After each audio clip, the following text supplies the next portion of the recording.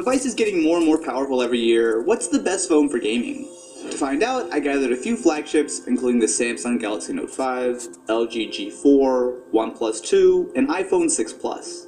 With screens around 5.5 inches, these are all big phones, but that's not a bad thing when it comes to gaming. The OnePlus 2 and iPhone have 1080p screens, where the G4 and Note 5 are rocking 1440p displays, and while the extra resolution seems like an advantage, it actually doesn't help for gaming. Even consoles usually top out at 1080p, so the bigger differences are in the quality of the displays, and while all four have solid screens, the clear winner is the Note 5. The AMOLED display gives great contrast and excellent colors. This is one of the best screens, period. Take a look at the specs, and on paper there are some major differences.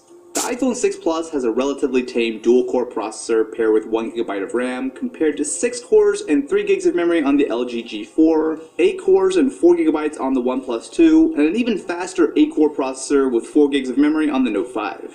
The specs are only part of the story though.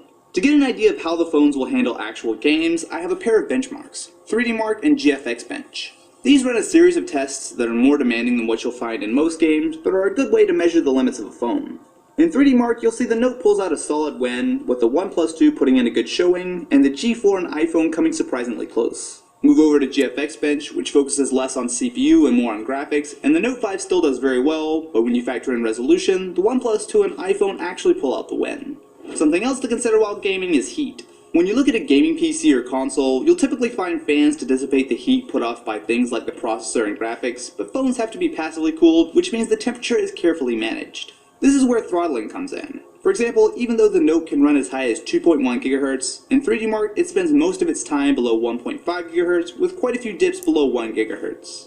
This isn't necessarily a bad thing. It makes sense to have a phone that can boost up to high clock speeds for short periods, like when you're opening a web page, but that also means that when it comes to gaming, the specs don't tell the whole story. The next and arguably biggest test are the actual games. Badland is one of those rare titles that not only looks great, but works just as well on a phone as a console or PC. Lara Croft Go is not only a terrific looking game, but again, performance just isn't a problem on these high-end devices.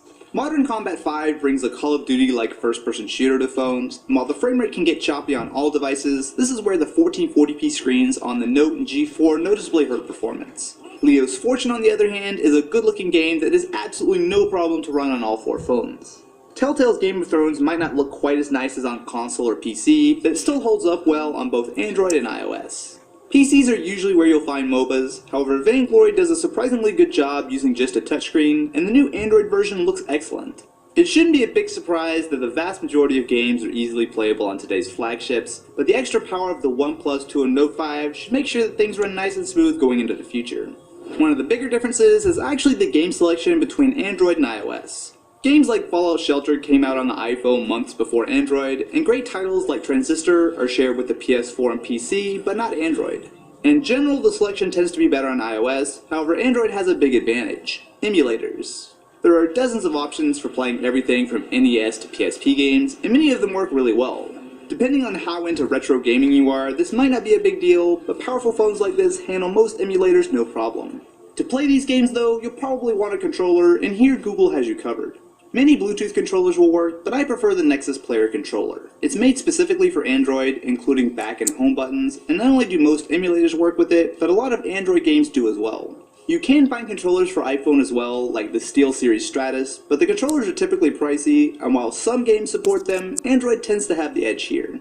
There are also the smaller features like virtual reality support, which I checked out in a video recently, where the screens on the Galaxy S6 and Note 5 really stand out, as well as options like HDMI out to play on a TV, using either a slim port cable on the LG G4, or the Lightning HDMI adapter on the iPhone, which paired with a controller can turn your phone into a pretty decent little game console.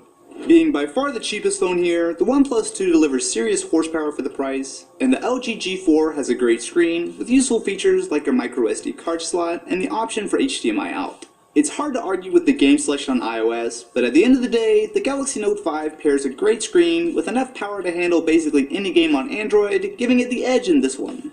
On the other hand, with a new iPhone coming out soon, the comparison might not quite be so simple. Time for round 2? Also, I got to do something really cool recently. HP invited me to be a part of a commercial for the release of Windows 10, and it was awesome. Protect you and your company from today's security threats. Did he just say security threats? I've done a couple things like this, but never quite on this scale. I mean, there was a whole crew there, I had a script, there were actors, like it was a really legit thing.